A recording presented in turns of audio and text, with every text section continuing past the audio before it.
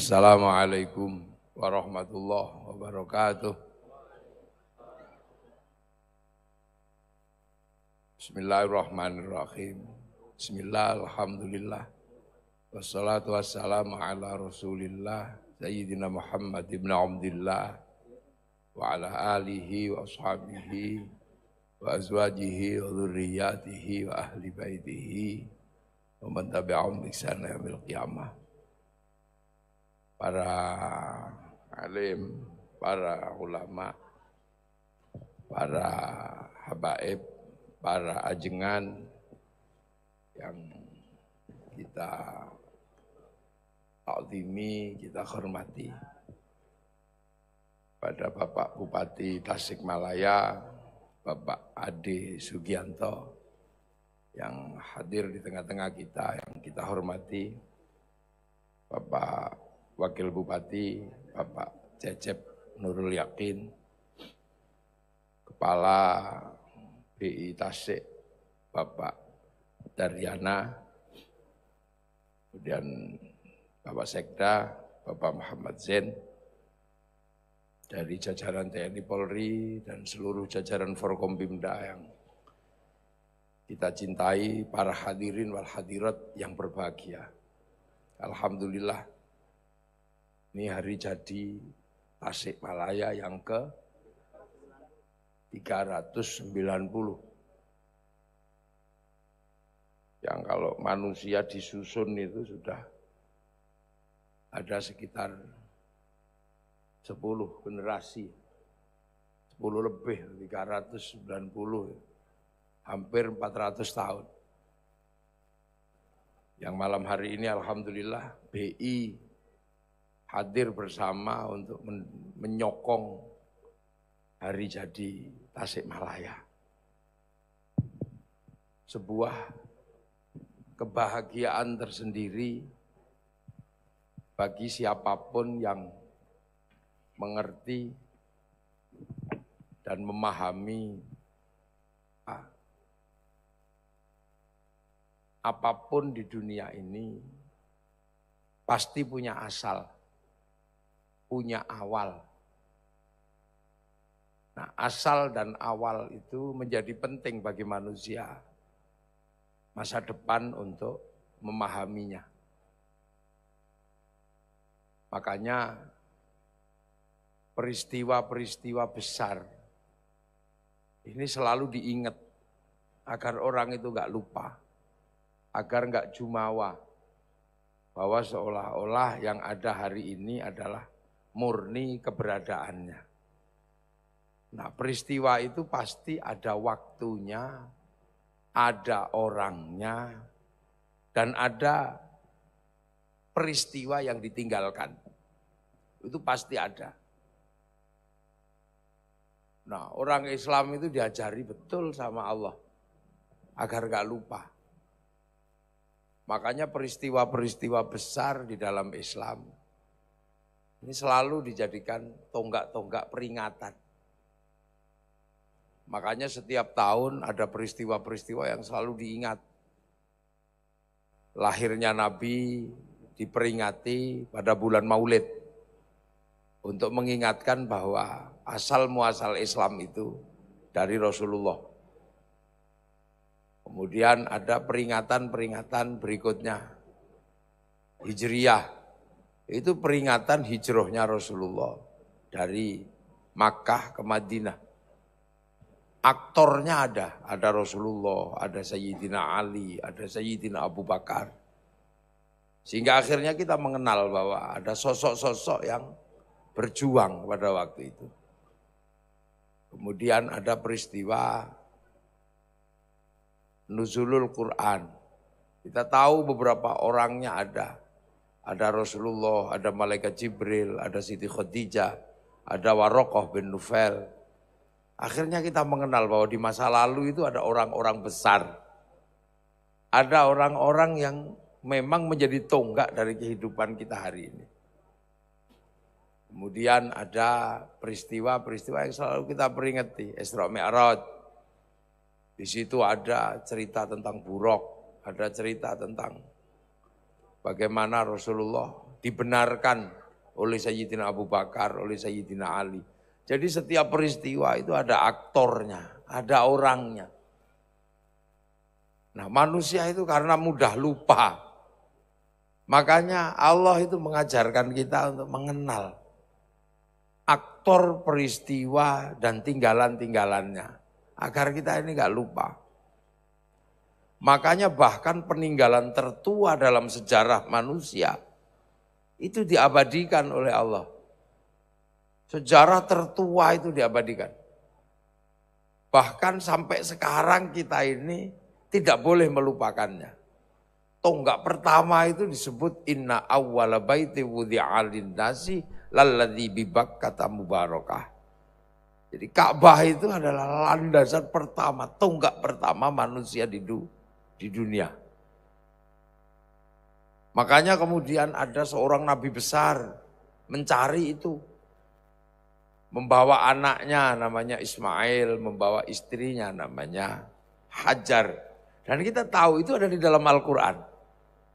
Untuk apa? Mencari itu tonggak pertama. Kemudian di situ berdoa. Rabbana inni askantu min dzurriyyati biwadin ghairi dzi zar'in 'inda baitikal muharram. Ya Allah, aku titipkan anak cucuku di sini. Di padang yang tidak ada apa-apa, tapi ini adalah tempatmu yang paling suci. Nabi Ibrahim ini tokohnya dikenalkan sampai hari ini. Tempat berdoanya diabadikan oleh Allah, dikasih nama Maqam Ibrahim. Itu ada di samping Ka'bah. Bersama Nabi Ismail dikasih tanda namanya Khijir Ismail. Dan Nabi Ismail kemudian disembelih, walaupun gak jadi karena diganti sama domba. Kemudian ada di situ aktornya namanya Siti Hajar, berlari mencari air dari Sofa Marwah. Dan itu tidak boleh dilupakan.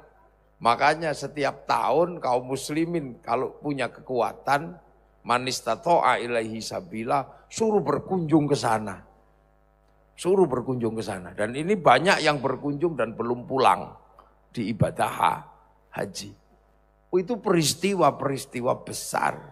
Jadi manusia itu punya peristiwa dan punya tokoh. Ini yang gak boleh lupa. Kemudian ada tonggak bersama awal pertemuan manusia di muka bumi. Manusia pertama itu Nabi Adam. Yang kedua adalah Siti Hawa. Dipisah bertahun-tahun, hampir 300 tahun. Akhirnya setelah 300 tahun dipertemukan oleh Allah. Titik pertemuannya itu diabadikan oleh Allah. Namanya Jabal Rahmah. Dan orang setiap tahun harus berkunjung ke sana. Bahkan ibadah haji pun tidak sah kalau tidak wukuf di Arafah. Sekarang terlihat batu. Tapi di situ dulu berderai air matanya Nabi Adam dan Siti Hawa. Sampai kemudian manusia berubah. Punya bangsanya masing-masing. Punya negaranya masing-masing. Dan salah satu keturunannya ada yang geser ke sini. Ke tempat namanya Tasik Malaya. Loh, oh itu tidak boleh dilupakan. Yang geser ke sini jadi kecil-kecil, pesek-pesek kayak begini. Yang geser ke tetap di Arab, cantik, ganteng, rambutnya ikal. Yang geser ke Cina, tembem-tembem, sipit-sipit gitu.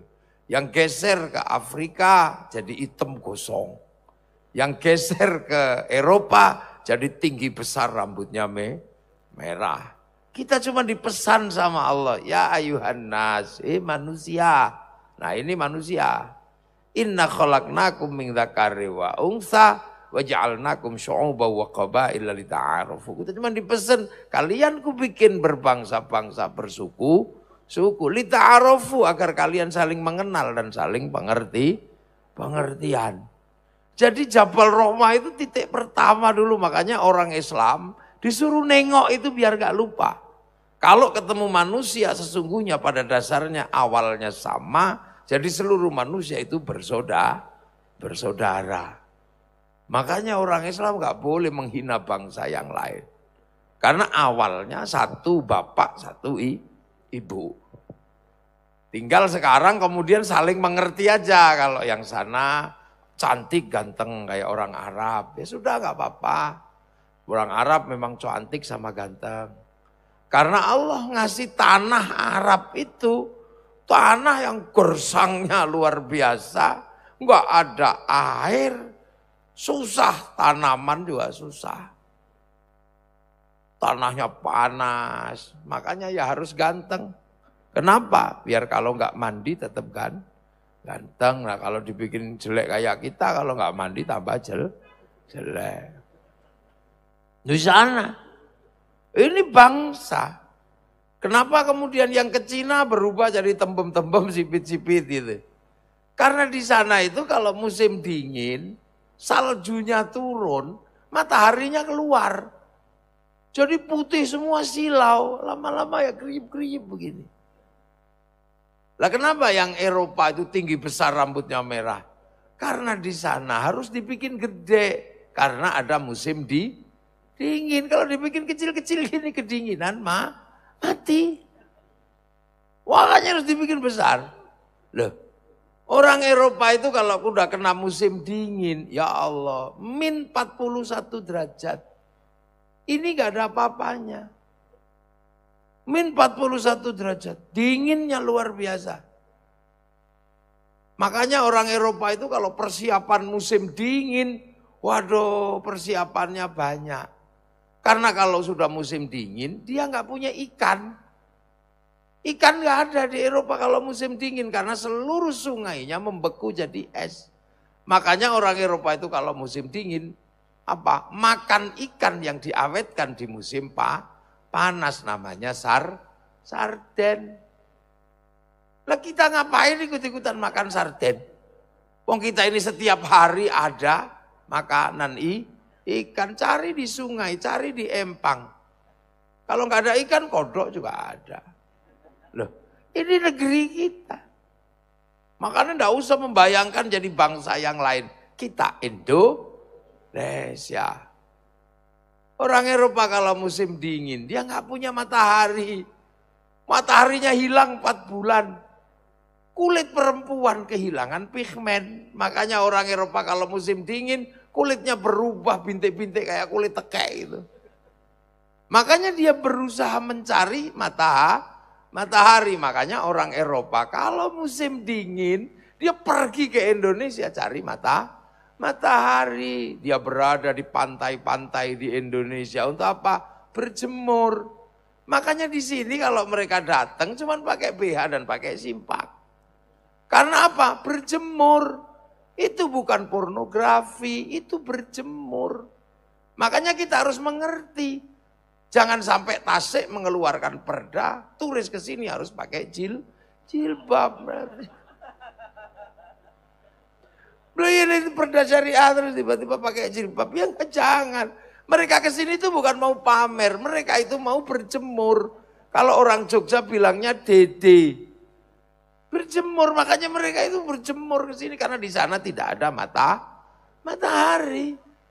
Begitu sampai di sini dia tunjukkan, ini loh kulitku dia. Makanya orang Eropa itu punya tradisi menyambut matahari terbit. Kalau sudah matahari terbit disambut, matahari terbenam disambut. Maka mereka punya tradisi lihat sunrise sama sunset. Lah orang Tasik ngapain kalian? Ikut-ikutan lihat sunrise, lihat sunset. Setiap hari jam 11 siang buka pintu keluar matahari. Lah ini mesti paham, ta'arufu mesti ngerti. Orang Eropa musim dingin gak punya sayur. Seluruh sayur itu rontok di musim gugur. Gak ada daun kalau musim gugur itu. Udah kayak kiamat kalau orang Eropa. Makanya orang Eropa itu mengawetkan sayur. Orang Korea mengawetkan sayur. Sayur di Korea diawetkan selama 25 tahun. Sawi, namanya kimchi. Kita sayur setiap hari ada. Di Eropa kalau sudah musim gugur yang tidak rontok cuman daun cemara. Itu aja yang gak rontok. Makanya orang Eropa itu kalau Natal pakai daun cemara. Karena bulan Desember itu yang tidak rontok cuman daun cemara. Jadi jangan kemudian menganggap daun cemara itu daun hebat. Anda biasa aja karena cuman itu yang nggak rontok. Makanya Natal itu pakai daun cemara. Coba kalau Natal itu aslinya tasik, bisa pakai daun jambu, bisa pakai daun apa saja. Maka nggak usah emosi. Jangan tanam cemara di depan masjid kami, itu pohon Kristen. Itu jangan, itu karena waktu itu nggak ada. Jadi semenjak kapan pohon itu punya agama? Nggak ada. Beda dengan rendang ya. Kalau rendang memang punyanya orang Minang gitu.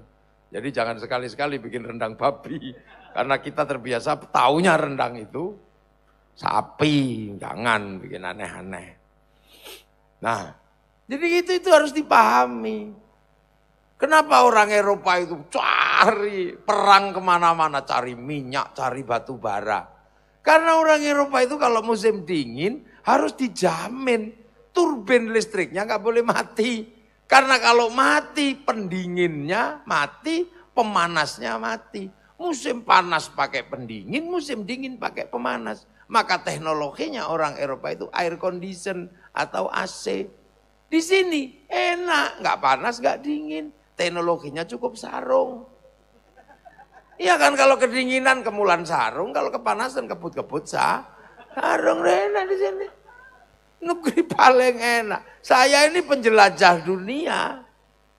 Sampean aja taunya cuman Cikalong. Iya kan? Bojongadir. Iya, taunya paling Pangandaran. Saya tahu. Jadi betapa nikmatnya menjadi orang Indonesia. Jadi makanya kita harus tahu ini, tahu dulu. Orang Eropa itu kalau sudah musim dingin, wih itu Masya Allah, butuh kalori yang sangat tinggi. Makanya sampai susu dikeraskan menjadi keju, susu dibusukkan menjadi yogurt. Daging harus banyak, makanya kita enak di sini. Seumur-umur makan kobes juga hidup. Ini loh negara ini enak ini. Orang Cina itu gampang beranak. Makanya penduduknya itu hampir 2 miliar orang. Setiap hari negara itu mikir kasih makan 2 miliar orang, makan semua. Sementara gandumnya orang Cina itu nggak cukup dimakan oleh orang Cina. Kurang luas tataran yang untuk nanam gandum. Makanya mereka kalau nanam gandum cuman sedikit, diolah jadi mie panjang-panjang. Makannya pakai sumpit biar awet. Coba kalau tradisi makannya kayak orang Tasik dicabuk gitu. Walau udah minggu habis.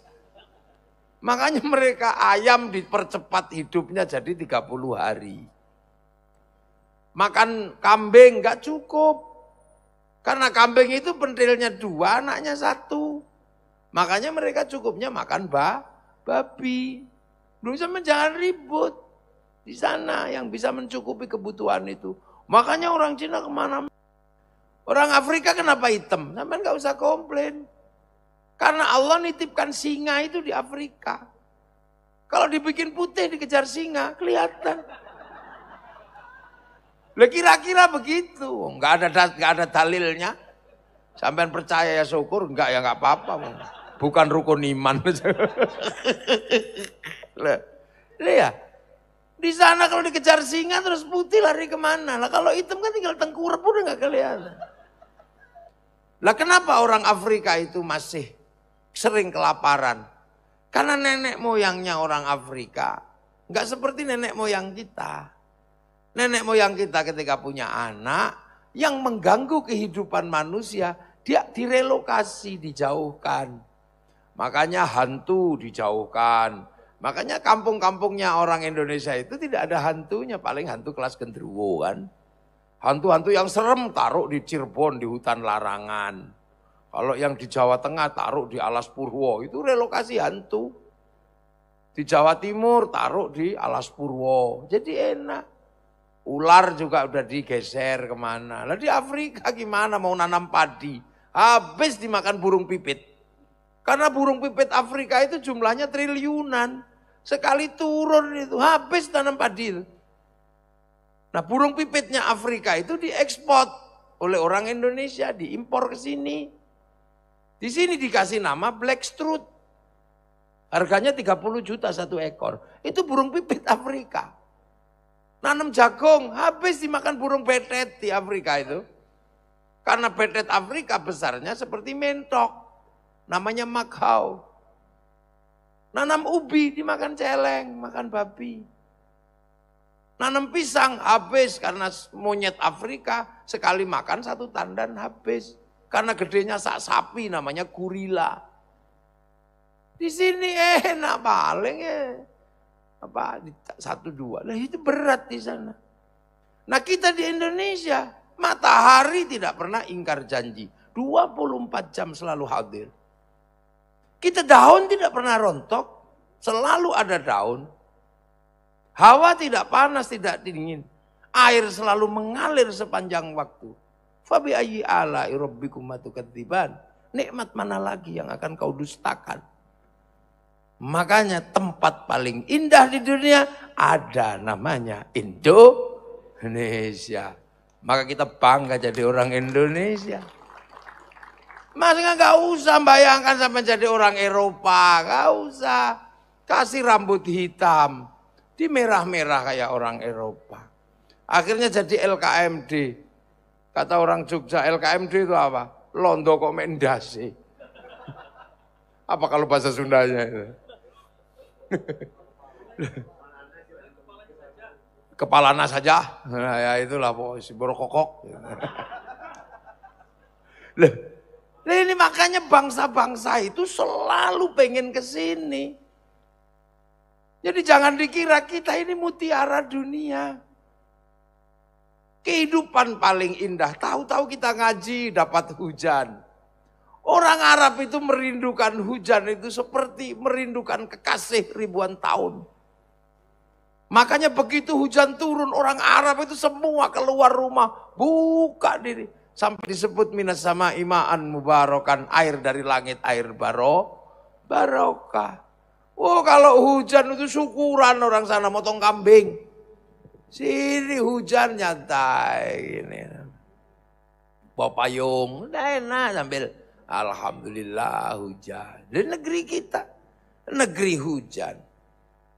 Kalau musim kemarau, daun-daun mengering, begitu kena hujan seminggu, hijau semua. Recovery-nya cepat. Kita punya negara Indonesia yang luar biasa, hawa tidak panas. Makanya dunia sedang meramal ini. 2040 seluruh bangsa di dunia akan mengalami krisis gelombang 2. Krisis pertama krisis pangan, krisis kedua krisis energi, krisis ketiga krisis air. Negara-negara dunia sedang panik sekarang karena 2040 akan ada krisis air. Kita di sini air, sampai banjir-banjir. Jadi sulit kita membayangkan bahwa Indonesia akan krisis air. Air di mana-mana di Indonesia. Di sini punya situ-situ, punya bendungan-bendungan, punya waduk-waduk, punya. Sana sudah membayangkan krisis makanan, di sini makanan melimpah. Mulai dari jagung, mulai dari padi, mulai dari tales, mulai dari uwi, apa dan lain masih banyak. Di sini negeri beraneka ragam, bahkan hantu paling banyak di Indonesia. Di Arab itu ada jin. Di Eropa ada ghost, di Cina ada vampir, zombie. Di sini hitung, genderuwo, kolor hijau, kuntilanak, pocong, suster ngesot, banyak.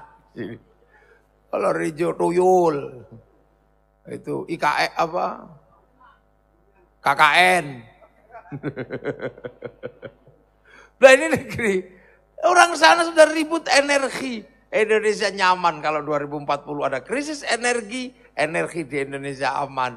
Kalau berbicara energi angin, kita punya pantai terpanjang dunia. Berbicara tentang energi matahari, kita punya waktu terpanjang dunia 3 jam. Berbicara tentang energi panas bumi, kita negeri cincin api. Aman.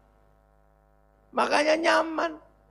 Makanya ketika ada COVID kemarin, Eropa kalang kabut itu, waduh habis semua. Kita di sini nyantai, waktunya pakai masker, pakai masker. Ya, tapi negara juga tidak hancur kayak negara-negara Eropa. Cina itu tekor. Kita alhamdulillah masih bisa berjalan walaupun terseok-seok, walaupun anggaran-anggaran besar yang tadinya untuk jalan, untuk pembangunan sarana prasarana habis untuk menyelamatkan manusia. Jadi untuk apa bangun jalan kalau manusianya mati? Lebih baik menyelamatkan manusianya dulu, jalannya menyusul, program-program yang lain menyusul. Jadi maafkanlah kalau Pak Bupati kekurangan anggaran untuk menyelamatkan manusia. Menyelamatkan manusia itu lebih penting daripada ngurus yang lain. Makanya, ya itulah. Nah ini, jadi dunia sedang bergerak begini. Nah kita berbahagia menjadi orang Indonesia. Makanya dari dulu itu orang itu pengen ke sini. Dulu dari India pengen ke sini. Mencari tanah yang indah. Dipimpin oleh Kudunga dari sana. Akhirnya transit ke Indonesia, kawasan Kalimantan. Bikin kerajaan besar namanya Kutai Kartanegara. Cari lagi keindahan, anak cucunya geser ke ujung kulon, dipimpin Dewa Warman, bikin kerajaan Saloka Negara. Cari lagi keindahan, anak cucunya masuk pedalaman Jawa Barat, bikin kerajaan Tarumanegara, namanya Warman. Punya anak lagi, namanya Senasanaha, geser ke sekitaran Tasik, Ciamis. Baru Sanjaya masuk pedalaman Jawa Tengah, bikin Mataram. Ini negara kita. Makanya terus ada Hindu. Nah setelah itu ada orang Eropa pengen cari kehidupan. Karena kalau musim dingin orang Eropa kedinginan. Maka dia harus cari rempah. Maka kemudian sekitar tahun 1515 Portugis datang ke Malaka. Dia kuasai itu Selat Malaka itu. Dia kalahkan para Meswara. Perang besar di sana terjadi. Ribuan bangsa kita mati untuk mempertahankan Selat Malaka. 1515 Malaka jatuh. Akhirnya kerajaan-kerajaan besar di Nusantara, pintu masuk perdagangannya berhenti. Karena tadinya bisa langsung dagang dengan orang Eropa, dikunci sama orang Portugis. Akhirnya orang Portugis berikutnya datang lagi namanya Belanda. Masuk ke Batavia. Dan Batavia dikunci sama Belanda. Miskin semua kerajaan. Miskin semua negara-negara di Nusantara. Maka kemudian seluruh anak bangsa berperang melawan Belanda di Batavia. Termasuk orang-orang dari Tasikmalaya, mengorbankan darahnya, mengorbankan nyawanya, perang bersama Sultan Agung, kemudian perang di Batavia. Atas itulah maka kemudian simbol perlawanannya menjadi awal berdirinya Malaya. Jadi Tasikmalaya dibangun oleh para pejuang, dibangun oleh orang-orang kuat bagaimana mempertahankan kekuatan Nusantara untuk diwariskan pada anak cucunya. Lah itu diperingati. Jadi jangan kira Tasikmalaya itu ada karena tidur-tiduran. Karena bernyanyi-nyanyi. Es lilin macecenda. Perang. Bukan sambil duduk-duduk. Apa itu? Situ Ciburuy. Laonae sedi pancing nyareret. Itu setelah perang baru berleha-leha. Tadinya perang di sini. Entah berapa nyawa yang dikorbankan oleh nenek moyang orang Tasikmalaya. Demi apa? Punya harga diri bangsa Nusantara. Nah, itu yang kita peringati. Jadi sampean harus tahu. Lah kenapa harus dipertahankan? Apa hubungannya Belanda? Apa hubungannya Portugis? Harus dipertahankan. Karena apa? Karena bangsa ini sudah menjadi sebuah bangsa yang mampu merukunkan setiap perbedaan. Sebelumnya kerajaan-kerajaan besar sudah mampu menjadi bangsa yang kuat. Dan menjadi bangsa masa depan. Jadi bangsa di sini ini sebenarnya adalah gambaran masa depan. Terutama gambaran bagaimana kaum muslimin yang mampu mengakomodir, mampu mempertemukan kekuatan yang berbeda-beda. Makanya serangan-serangan waktu itu dilakukan oleh kaum muslimin. Untuk apa? Ya untuk menjamin sampean-sampean di sini ini sebenarnya sudah dibayangkan bahwa tanah Nusantara harus menjadi tempat anak-anak masa depan dari orang-orang yang waktu itu berperang mempertahankan kekuatan di Nusantara. Dan sekarang terlihat hasilnya. Kita menjadi bangsa yang kuat, kita menjadi bangsa yang stabil, bahkan dunia sekarang bertanya, kenapa Arab satu bangsa bisa pecah jadi puluhan negara? Kenapa Eropa satu bangsa bisa pecah jadi puluhan negara? Kenapa kita puluhan bangsa, puluhan agama, puluhan suku mampu bersatu dalam satu negara kesatuan Republik Indonesia?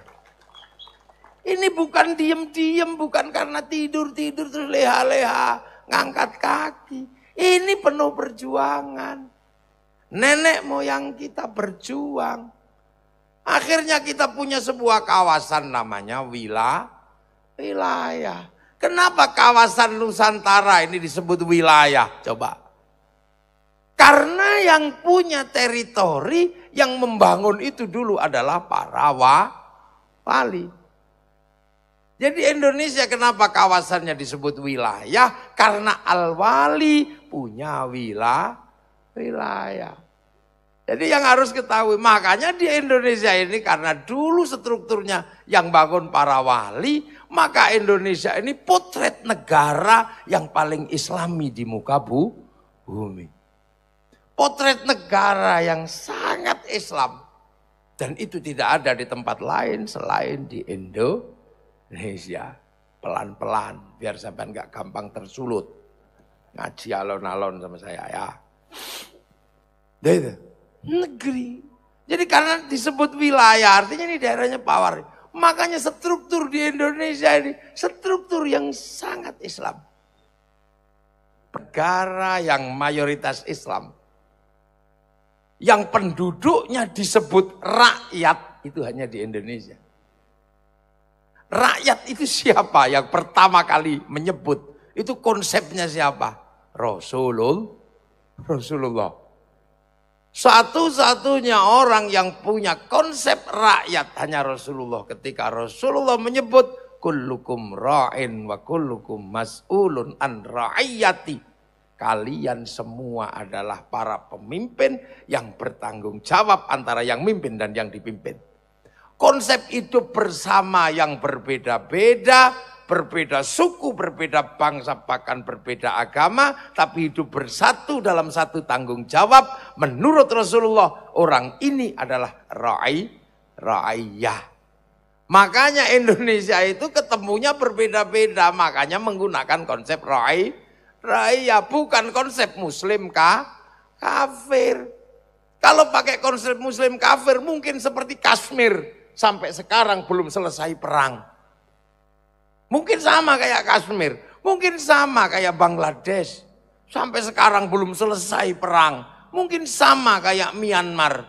Karena masih berbicara muslim kafir, perang belum selesai. Tapi perbedaan di Nusantara disatukan oleh para wali dengan langsung menitipkan pada Rasulullah dengan konsep ra'iyah. Maka kemudian perang itu berakhir karena orang boleh berbeda-beda, berbeda agama, berbeda suku, berbeda bangsa, disatukan dalam konsep kullukum ra'in wa kullukum mas'ulun an ra'iyati. Konsep ra'iyah inilah yang diserap ke bahasa Indonesia menjadi rakyat. Dan rakyat adalah satu-satunya bangsa muslim dunia yang sanggup menyebut kalimat ra'iyah untuk warga bangsanya hanya muslim Indonesia. Cari tempat lain. Tidak ada. Jadi sampean jangan menganggap ini di strukturnya, makanya para ulama sepuh enggak dikit-dikit kafir, enggak. Karena ro'iyah itu hidup bersama, aturan disepakati bersama. Duh. Makanya ro'iyah itu kalau kumpul jadi satu namanya musyarakah. Musyarakah diserap ke bahasa Indonesia menjadi masyarakat. Musyarakah atau masyarakat kalau kemudian terjadi perbedaan pendapat menggunakan konsep wasyawirhum fil amri, lahirlah konsep musyawarah. Makanya ketika berubah menjadi NKRI, pemimpin tertingginya adalah Majelis Permusyawaratan Rakyat, Dewan Perwakilan Rakyat. Dan mempertemukan perbedaan ini tidak mudah. Makanya ketuhanan yang Maha Esa selesai di Indonesia. Declaration of Independence-nya Amerika tidak menyebut kata Tuhan. Manifesto komunisnya Soviet tidak menyebut kata Tuhan. Tapi Indonesia Pancasilanya menyebut konsep ketuhanan. Artinya nomor satu, manusia punya sifat Tuhan. Bertuhan yang Maha Esa. Karena apa? Kalau urusan ketuhanan itu enggak kamu selesaikan menjadi konsep hidup bersama, sampai kapanpun enggak akan pernah selesai. Karena tidak ada wasitnya kalau ribut. Karena Tuhan tidak pernah turun terus mengatakan yang benar kamu udah pernah. Nah itu makanya dia sudah lakum dinukum waliyadin. Tapi hidup bersama. Kemanusiaan tertinggi adalah mengakui perbedaan Tuhan. Maka lahirlah persatuan, kemudian mengikuti konsep Islam murni, kerakyatan yang dipimpin oleh hikmah. Kalimat yang dipakai adalah hikmah, bukan yang lain. Karena hikmah adalah pintu masuk menuju agama Allah. Ud'u ila sabili rabbika bil hikmah. Maka kalau kamu memimpin rakyat, kamu harus punya hikmah. Kalau tidak punya hikmah, jangan coba-coba memimpin orang. Karena pasti kamu akan menjadi orang yang emosi, orang yang mudah marah, orang yang mudah ngamuk. Indahnya kerakyatan yang dipimpin oleh hikmah. Loh, udah ngapain? Ini tidak ada di dunia manapun. Dalam kebijaksanaan, masih ada kalimat kebijaksanaan. Dalam permusyawaratan, masih ada permusyawaratan. Bahasa Arab semua itu, konsep Al-Quran semua. Perwakilan al-wakil, bahasa Arab. Lah inilah. Lah kalau nggak para wali yang bikin, nggak bisa. Makanya orang-orang datang pertama ke sini harus tahu itu. Di sini sudah maju bangsanya. Kerajaan Pajajaran sudah sangat kuat. Kerajaan Majapahit, kerajaan Singasari semuanya kuat. Jadi Islam datang ke sini bukan ketemu negara belantara, tapi ketemu peradaban yang maju. Agamanya Hindu. Orang Hindu yang boleh ngomong agama hanya para Brahmana. Yang lain tidak boleh, kesatria nggak boleh ngomong kastanya. Sudra apalagi, sudra itu petani dan pedagang. Petani pedagang tidak boleh ngomong agama. Karena yang boleh ngomong agama hanyalah orang Brahmana. Makanya kalau ada konsep Islam disebarkan oleh saudagar, ditolak dalam teori kasta di Nusantara. Yang bisa mengimbangi Brahmana itu siapa? Wali, la khaufun alaihim walahum yahzanun. Makanya ada konsep wali yang masuk ke Indonesia. Kalau yang masuk ke Eropa panglima perang, yang masuk ke Afrika panglima perang, tapi masuk ke Nusantara adalah para wali. Nah yang menata itu tadi semua para wali, makanya teritorinya Ra'iyah disebut wilayah. Wilayah itulah yang disebut Negara Kesatuan Republik Indonesia. Inilah jawaban. Bukan dari yang lain. Indonesia bukan people. Kalau Indonesia people, Vox Populi, Vox Dei, suara mayoritas, suara Tuhan. Begitu orang mayoritas dia mengatakan kami wakil Tuhan. Itulah makanya khilafah tidak cocok di Indonesia. Diterapkan di Palestina nggak cocok, diterapkan di Mesir nggak cocok. Padahal di sana sebagian besar Muslim. Mosok mau diterapkan di Indonesia. Komunis juga nggak cocok. Karena dia diktator proletariat. Proletar yang memimpin di Indonesia konsepnya ra'iyah. Maka yang berlaku tidak ke kiri, tidak ke kanan. Tapi wasatiyah di tengah-tengah. Inilah Pancasila. Loh itu makanya Indonesia selamatan itu jawabannya kenapa Arab satu bangsa bisa pecah jadi puluhan negara. Kenapa Eropa satu bangsa bisa pecah jadi puluhan negara. Kenapa kita Indonesia puluhan bangsa, puluhan suku mampu bersatu dalam satu negara. Kesatuan Republik Indonesia. Karena konsep ra'iyah Rasulullah tegak di Indonesia. Loh makanya dipertahankan. Bahkan sampai perang melawan Batavia dipertahankan. 10 November Belanda mau mengancam Indonesia dipertahankan. Siapa yang mempertahankan? Para penerus wali. Maka santri-santri di daerah-daerah di Tasik bergerak melawan Belanda. Di Jawa Timur bergerak melawan Belanda. Untuk pengen punya merah putih saja waktu itu. Apa yang dilakukan? Ribuan nyawa. Karena merah putih menjadi simbol harga diri bangsa Nusantara. Perang di 10 November merebut merah putih. Di Jawa Tengah pengen punya merah putih. Takut ditembak Belanda. Di Jogja merah putih takut ditembak Belanda. Taruh di dalam rumah. Begitu taruh dalam rumah, tiangnya dikasih tebu. Tiang rumahnya dikasih kelapa. Tiang rumahnya dikasih padi, tiang rumahnya dikasih pisang. Belanda mikir ini mau apa ini, merah putih ada padinya adanya. Besoknya kemudian orang sana datang bawa tumpeng sama ayam makan. Kata Belanda orang Jawa mau makan aja ribet. Tapi apa yang terjadi? Makanannya habis, padi rontok, pisang rontok, tebu mengering, kelapa mengering, yang tersisa tinggal merah putih. Itu cara perlawanan orang dulu bagaimana membangkitkan kebangsaan Indonesia. Wong Sunda podo kan? Sama loh, itu dulu perlawanan. Bukan kok terus musyrik nyembah merah putih, itu bukan. Di Surabaya kenapa merah putih disobek birunya yang punya Belanda? Karena pengen menegakkan merah putih. Resolusi jihad santri dikeluarkan tanggal 22 Oktober. Untuk apa? Menegakkan merah putih, merebut simbol harga diri bangsa. Jadi merah putih direbut untuk simbol harga diri bangsa, bukan untuk disembah. Maka penerus para wali yang berjuang masih tahu bahwa merah putih direbut untuk harga diri bangsa, bukan untuk disembah. Tapi yang nenek moyangnya nggak ikut perang, tidak mengerti. Maka dia selalu mengatakan menghormati merah putih adalah bagian dari persembahan. Itu karena nenek moyangnya nggak ikut perang.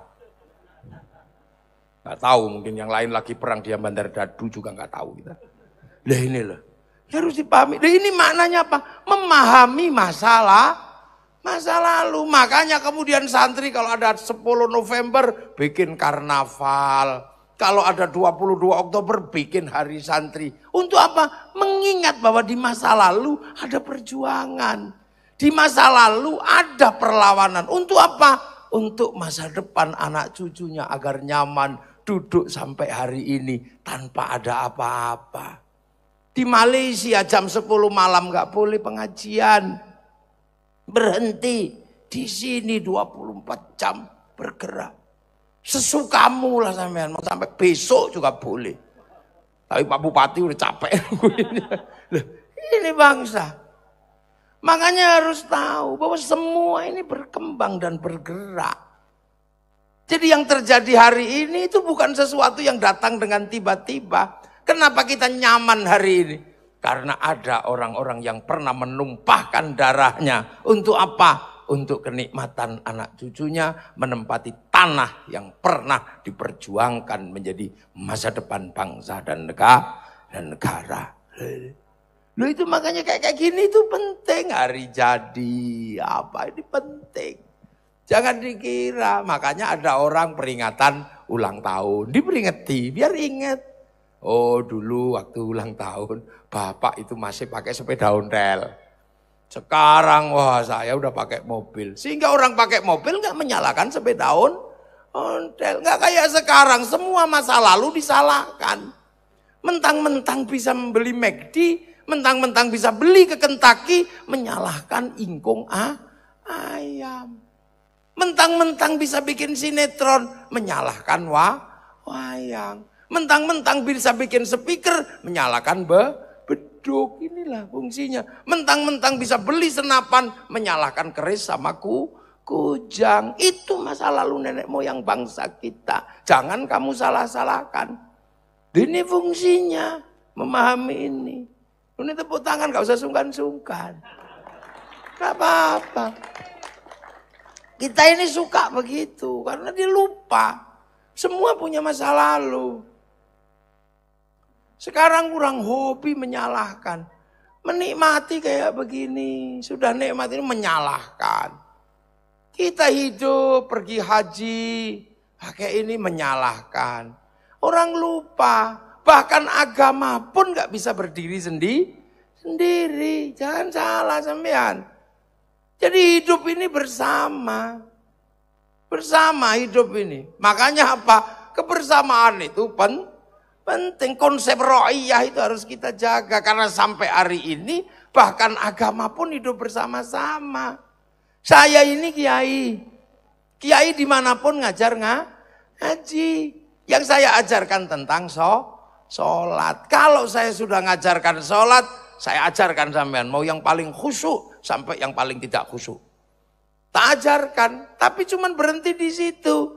Begitu kiai ngajarkan ngaji, ngajar sholat itu nutup aurat. Begitu berbicara tutup aurat itu kain. Kain itu urusannya pabrik kain. Kiai udah nggak bisa ikut mikir, ini yang mikir orang Cina yang bikin pabrik kain yang dibiayai oleh BI ya.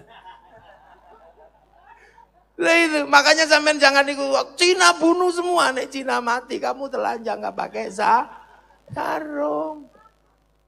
Kiai ngajarkan sholat itu toharoh dimanapun sekarang pakai air itu sekarang urusannya sanyo sama pipa. Urusan sholat, urusan toharo diurus kiai, urusan sanyo sama pipa diurus mas pion.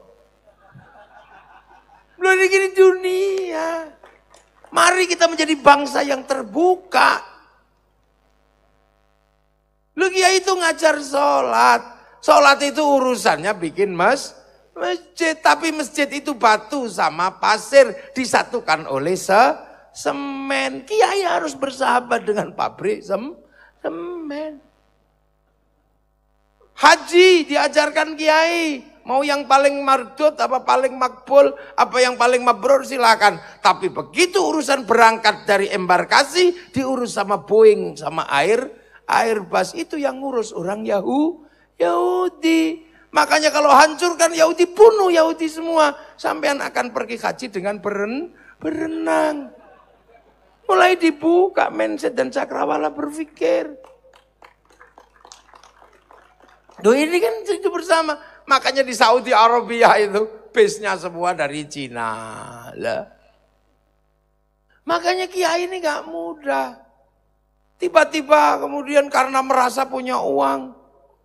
Bang riba. Loh, riba itu dari dulu haram. Kata siapa riba itu halal? Jadi gak ada riba itu halal. Sampai kapanpun, sampai dunia tutup juga riba itu haram. Tapi sampean mengatakan bank itu riba, kita duduk dulu di sini diskusi. Karena kalau kemudian sampean mengatakan bank itu riba dan bank itu haram, hati-hati. Sampean kemanapun tidak boleh pakai uang. Loh karena uang itu produksi bank, bukan produksi KUD. Loh ini dunia.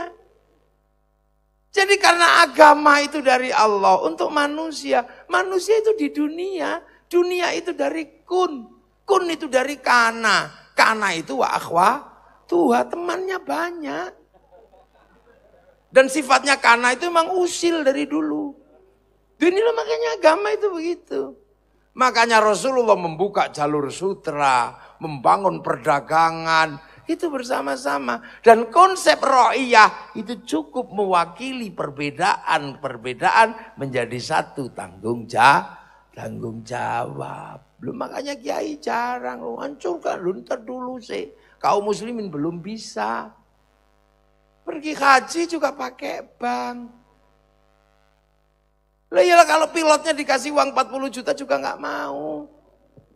Makanya kemudian pergi haji harus pakai bank. Lah kalau nggak pakai bank terus pakai apa sampean? Kembali ke 30 ekor sapi.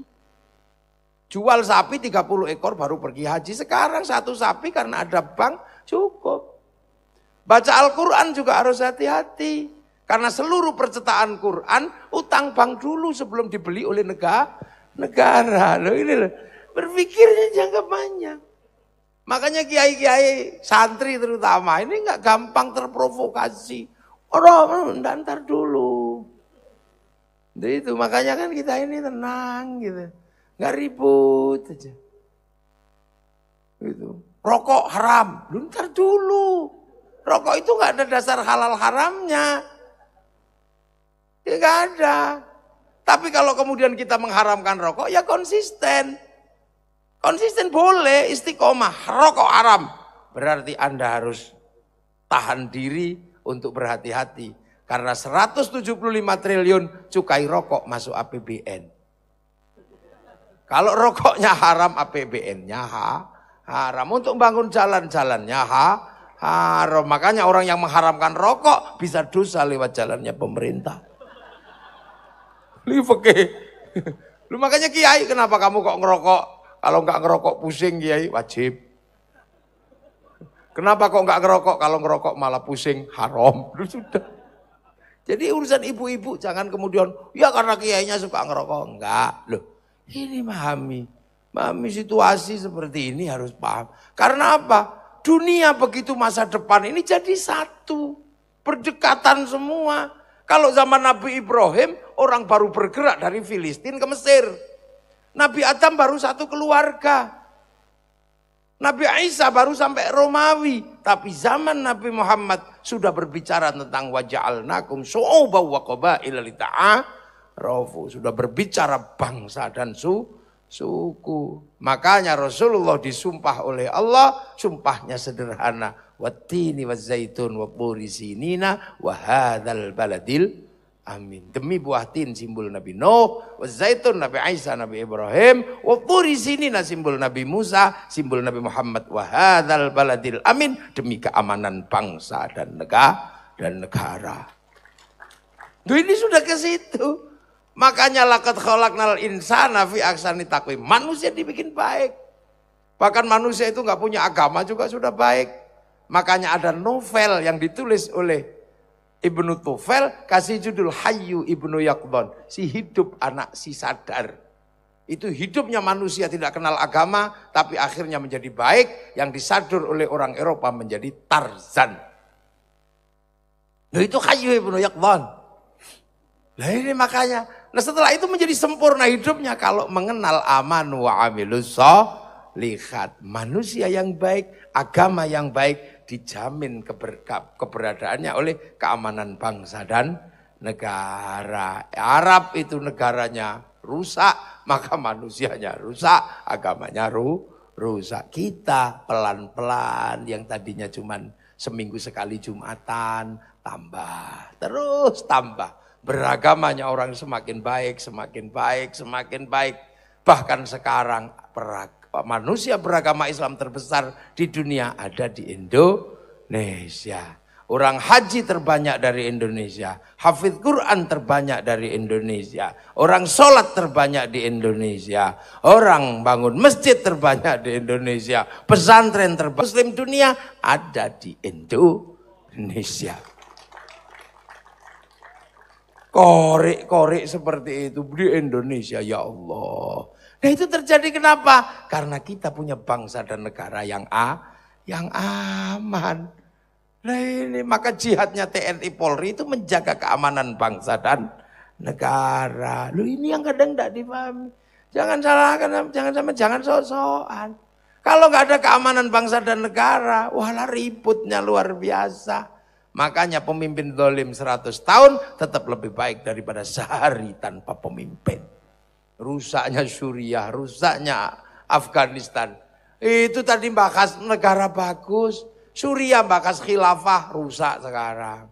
Libya bahas khilafah, rusak sekarang. Afghanistan yang tadinya negara bagus, pertama kali munculnya pan-islamisme. Negaranya Syekh Jamaluddin Al-Afghani sekarang runtuh menjadi negara yang gagal. Hanya karena bahas jenggot dan celana cingkrang. Lu itu yang dibahas cuman itu. Wah ribut sampai sekarang. Lah di Indonesia, Masya Allah, indahnya luar biasa. Makanya kita ini tahu punya bangsa yang luar biasa. Kita jaga. Loh, makanya santri menjaga bagaimana kebersamaan itu jalan. Contoh, agama ini jadi landasan pemersatu. Yang lain agama menjadi alat pemecah. Dikit-dikit bid'ah, dikit-dikit musyrik, dikit apa. Kalau santri, agama menjadi alat pemersatu. Wa'tasimu bihablillahi jami'a wa la tafarraqu. Doa yang tadinya sendiri-sendiri oleh para ulama. Mari tetap berdoa bersama. Kiainya yang doa, santrinya amin, amin, amin, amin, amin. Kalau kelamaan, amin, itu kiainya paham, langsung walhamdulillahi robbil alamin, paham. Tapi karena saking semangatnya semua pengen berdoa, akhirnya kumpul di alun-alun Tasikmalaya berdoa, istighosah kubro. Akhirnya apa? Ro'iyah terlibat semua. Ro'iyah rakyat yang bakul bakso terlibat jual bakso. Yang punya angkot bawa angkot. Roda ekonomi berputar. Kebersamaan terjaga. Antar ro'iyah terjalin hubungan yang luar biasa. Sholawat yang tadinya sendiri-sendiri. Dengan gayanya masing-masing. Ada sholawat dengan gaya Arab. Marhaban ya nurul aini, marhaban, marhaban, marhaban jandal Husaini, Allah marhaban, marhaban. Ini gaya Arab. Ada yang gaya Yaman. Wassalamun mustamirun Kulakini ata jantat. Kayaknya orang Yaman. Kayaknya orang Indonesia yang suka dangdut. Ya Rasulullah salamun alaik. Kayak dangdut. Lah ya kumpul jadi satu. Ada yang kayak Sunda. Ya Rasulullah salam. Salamun alaik. Kayak Sunda. Ini rukun itu. Akhirnya orang bersolawat bersama-sama bersatu. Kembali kepada alun-alun Tasikmalaya. Tasikmalaya bersolawat. Akhirnya semua kumpul di situ. Yang jual slayer laku. Yang jual sepanduk laku. Sampai yang jual gagang pancing juga laku. Ya laku semua. Roda ekonomi berputar. Loh, akhirnya terjaga kebersamaan ini. Kemudian oleh para ulama, orang meninggal dipersatukan yang hidup 3 hari, 4 hari. Sampai akhirnya kemudian 1 tahun khol. Kemudian guru-gurunya yang meninggal di mana? Diziarahi. Wali-wali diziarahi. Kalau sudah seperti itu, bis pariwisata bergerak. Roda ekonomi berputar, menyambut tamunya para wali, orang jual nasi, laku. Menyambut tamunya para wali, orang jual tasbih, laku. Bahkan copet bisa hidup di makam para wali. Ini kebersamaan agama. Akhirnya orang Tasik ziarah ke Jombang ke makam Gus Dur, mencintai tanah di mana gurunya bersemayam. Orang Jawa Timur ziarah ke Syekh Abdul Muhyi Pamijahan, berziarah ke Panjalu, berziarah ke Cipasung. Kalau semua orang menziarahi makam gurunya, akan terjadi rasa cinta di mana guru-gurunya bersemayam. Semakin banyak gurunya diziarahi, akan tumbuh rasa cinta pada tanah air, dan itu landasan rasa cinta pada bangsa dan negara. Nah, itu makanya orang kalau teroris itu pasti gak suka ziarah. Karena gak takut, orang Tasik suruh ngebom Surabaya, gak berani ada makamnya Sunan Ampel. Suruh ngebom Cirebon, gak berani ada makamnya Sunan Gunung Jati. Tapi bagi yang tidak suka ziarah, blang plung gitu ya. Loh, ini cara ulama menjaga konsep ra'iyah agar bangsa ini tetap tenang. Kemudian para alim, para ulama yang kalau sudah ngomong udah nggak bisa ada yang ngontrol. Kenapa? Wah, kiai itu kalau udah ngomong sampai yang bisa ngontrol. Tapi tetap ada dua. Ada kiai sakti dan kiai kurang sakti. Kalau kayak saya ini kiai kurang sakti. Kenapa? Karena pidato. Kalau Pak Bupati mengatakan, Gus sudah malam, berhenti saya. Karena kiai kurang sakti. Tapi kiai yang paling sakti itu siapa? Kiai kalau sudah khutbah Jumat, wah itu saktinya luar biasa. Gak ada yang berani komplain. Ajengan, udah gitu gak berani. Ajengan, atos gitu gak berani. Ajengan, atos, redang gitu gak berani. Siapa? Bahkan ketika khotibnya ini ajengan, udah serak. Kalau itu gak berani. Lah itu. Gak berani. Makanya khotib-khotib ini dijaga oleh para sesepuh, para ulama. Kalau khutbah tetap dibatasi. Suruh pegang tongkat, suruh baca. Nah kalau pegang tongkat suruh baca, gak mungkin marah-marah. Kalau dibikin gini-gini tongkatnya jatuh. Belakang baca. Itakullah. Tetap begitu. Iya kan, tapi kalau nggak ada teksnya, nggak ada tongkatnya, saudara Jokowi begitu.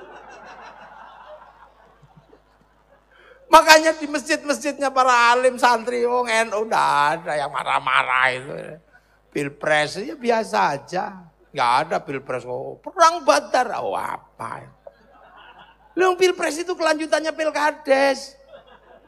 Kalau di desa pilkades, kalau di bupati pilbub, kalau di provinsi pilgub. Kalau kelas nasional, pilpres, pesta demokrasi. Pesta demokrasi aja kok ya biasa kan ada dangdutannya. Kadang ada uangnya, ya ada ya biasa. Kalau diterima masyarakat namanya uang bensin, kan gitu. Kalau diterima masjid namanya sumbangan. Kalau diterima kiai, bisyarah, kan gitu.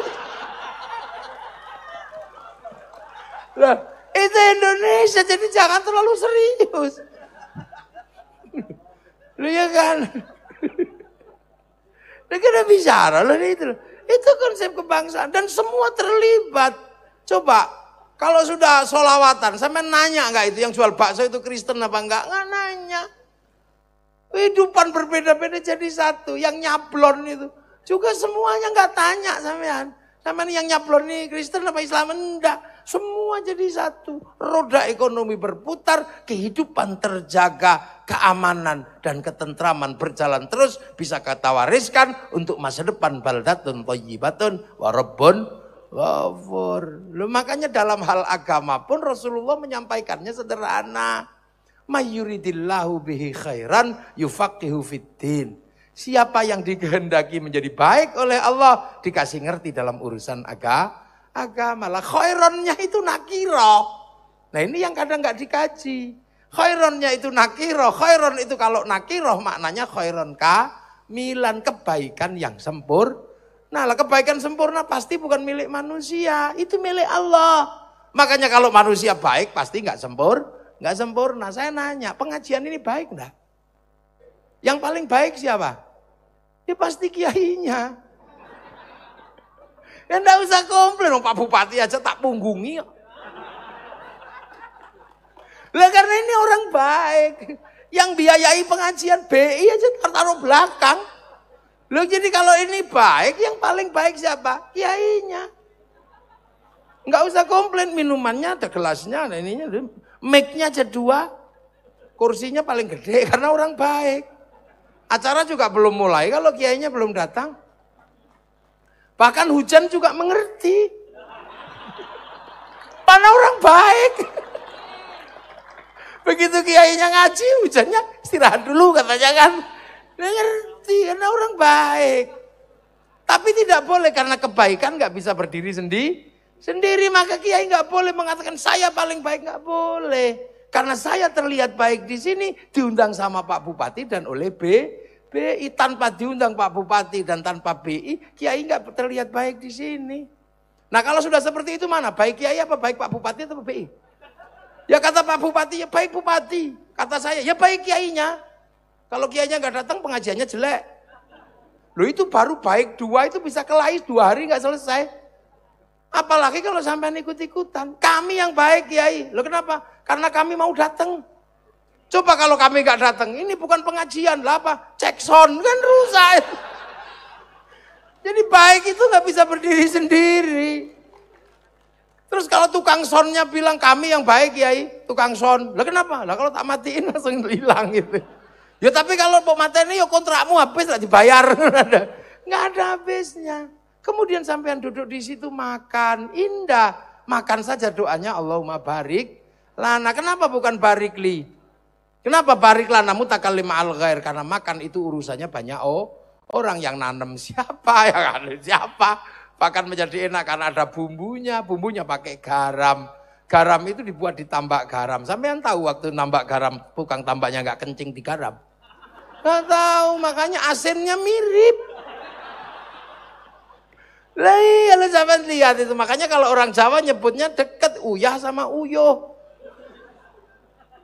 Lah baik itu nggak pernah berdiri sendiri. Makanya kita ini bisa disatukan dalam perbedaan, menghasilkan kebaikan anak bangsa masa depan. Dan hari ini kita membuktikan pada dunia, kitalah satu-satunya bangsa yang berbeda, agama yang berbeda, mampu hidup dalam satu negara kesatuan Republik Indonesia. Loh itu. Jangan sok-sokan, sekarang ini orang ini kadang sok-sokan. Indonesia sudah indah begini, negeri togut. Duduk sini tak ajari, mana togutnya? Pancasila produk kafir, mana yang bilang Pancasila produk kafir? Duduk sini. Jangan marah-marah, kita punya keindahan seperti ini. Sampean bisa ngaji karena punya negara, sampean punya jalan karena punya negara. Lah negara masa depan adalah negara yang dicintai oleh rakyatnya. Makanya Amerika itu membangun kebangsaannya. Film koboi itu berapa puluh tahun. Dibangun agar anak-anak Amerika cinta pada bangsanya. Akhirnya begitu Amerika maju bisa membuat sesuatu, rakyatnya mau beli karena rasa cinta pada bangsanya bangkit. Film koboi berapa puluh tahun. Ketika kalah dengan Vietnam, Amerika nggak mau malu. Dia bikin film Rambo 1 sampai 6. Kita menang, bendera Amerika selalu berkibar. Ketika Amerika kalah secara spiritual dengan Cina, dia nggak mau malu bikin American Shaolin, American Kung Fu. Ketika dia kalah sama Jepang dalam urusan spiritual dan bela diri, dia bikin American Ninja, American Samurai. Bahkan samurai terakhir dari Amerika namanya Tom Cruise dalam sebuah film The Last Samurai. Ini bangsa, jangan salah. Kenapa Cina bisa bangkit dan bertahan seperti itu? Karena dibangunkan rasa cinta pada bangsanya.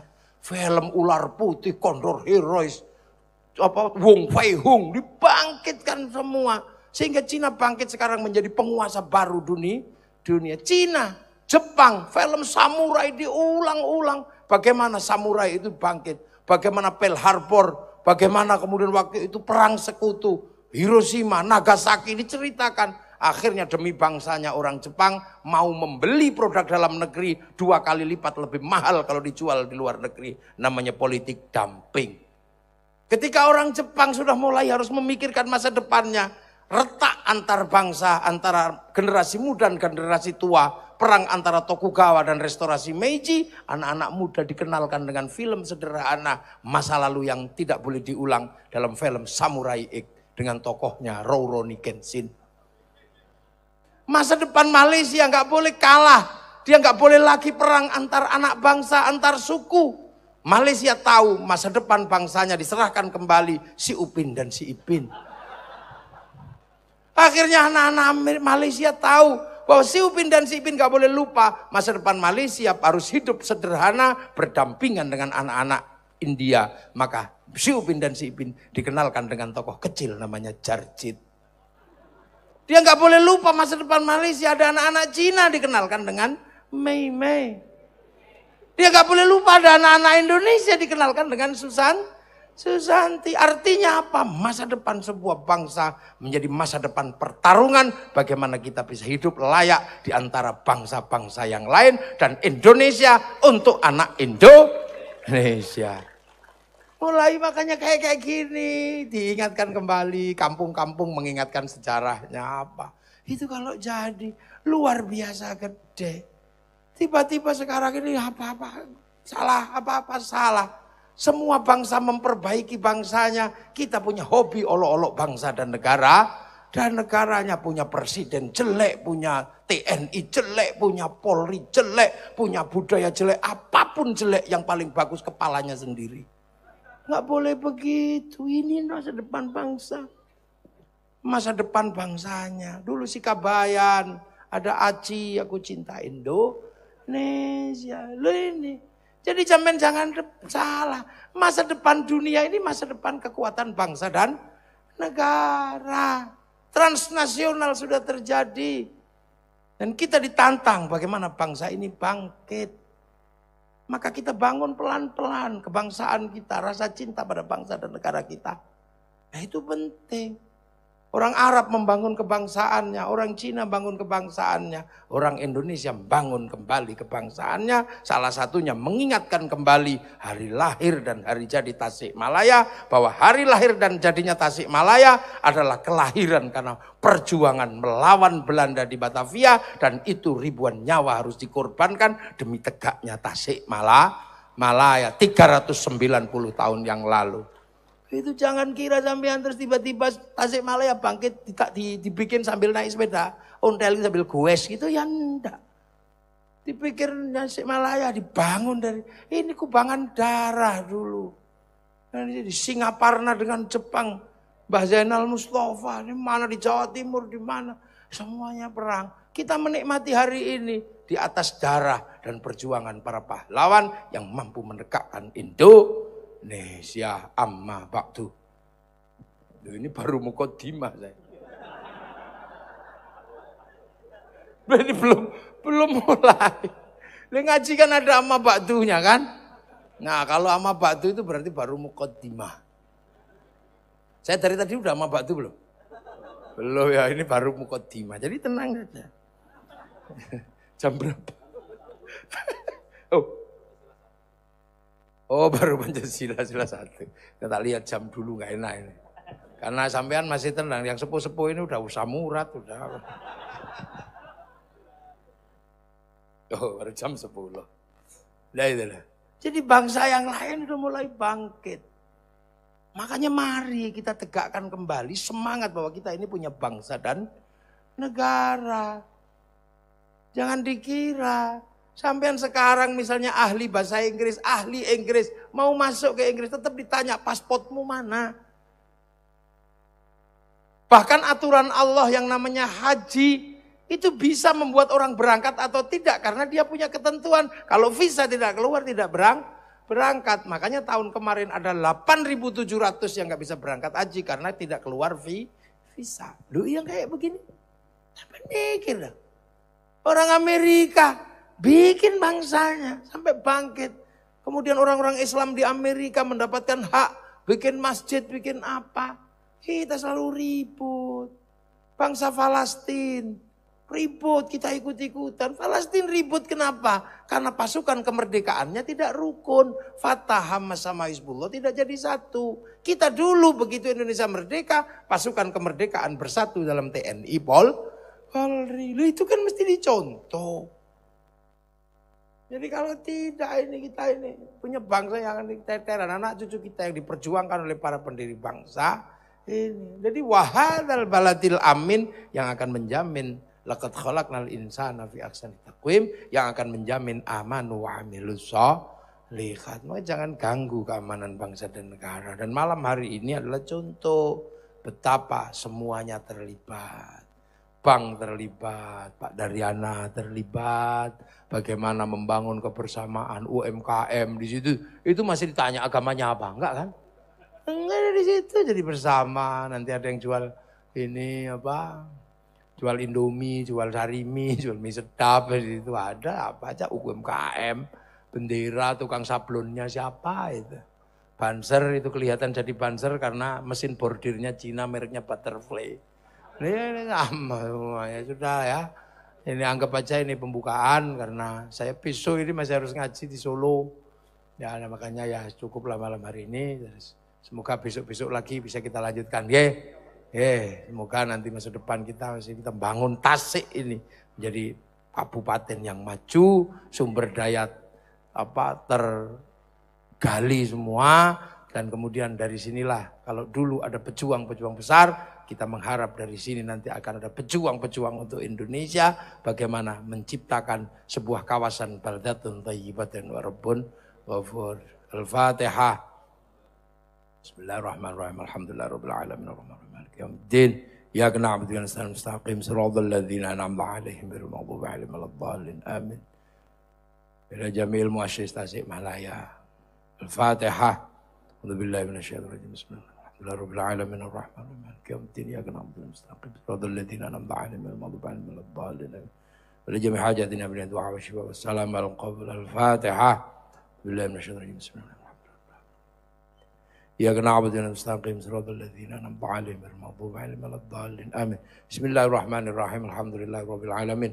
Hamdan na'imin hamdan syakirin hamdan yuwafi ni'amahu yukafi'u mazida. Ya Rabbana lakal hamdu kama yanbaghi li jalali wajhikal karimi wa 'azimi sultanik. Allahumma iftah alaina futuhal 'arifin bi hikmatika wa ansur alaina rahmatak wa dzakkirna ma nasina hadzal jalal berduka ya Allah ilahi ya karim tammim lana ya Allah bina Tasik Malaya ya Allah bijahil Mustafa sahil alaina ya baina ummahatina masyayikhina idza wajadta al-masir wa syuhada Tasik Malaya dan Indonesia ya Allah. Allahumma ighfir lahum warhamhum wa'afihim wa'fu Allahumma la tahrimna ajrahum la taftinna ba'dahum wa fil lahum Allahumma ij'al qabrahum mutabaradil jinan Allahumma ij'al ma'tafur jamil qubur ala Muhammadur Rasulullah ya aqil wa inna ila rabbika radiyatan mardiyah fadkhuli fi ibad wa adkhil jannati rabbana atina fid dunya hasanah wa fil akhirati hasanah wa qina adzaban nar sallallahu ala sayyidina Muhammadin walhamdulillahi rabbil alamin. Al-Fatihah. Radul ladzina an'amta 'alaihim ghairil maghdubi 'alaihim waladdallin. Amin. Assalamualaikum warahmatullahi wabarakatuh. Allahumma shalli ala sayyidina Muhammad.